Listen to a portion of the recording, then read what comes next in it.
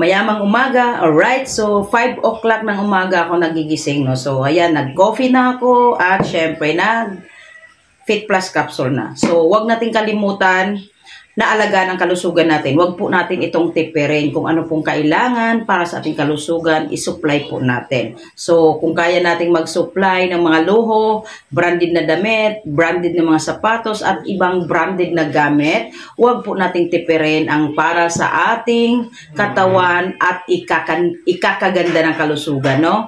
Kasi pag malakas ang katawan, mabilis lang po magtrabaho at mabilis din po kumita ng pera. Pag manghina ang katawan, talagang wala kang kakayahan magtrabaho at hindi ka makakakilos at definitely hindi tayo magkakaroon ng income pag hindi maganda yung pakiramdam. Alright? So, try nyo na at gumamit ng ating LNG Power Duo.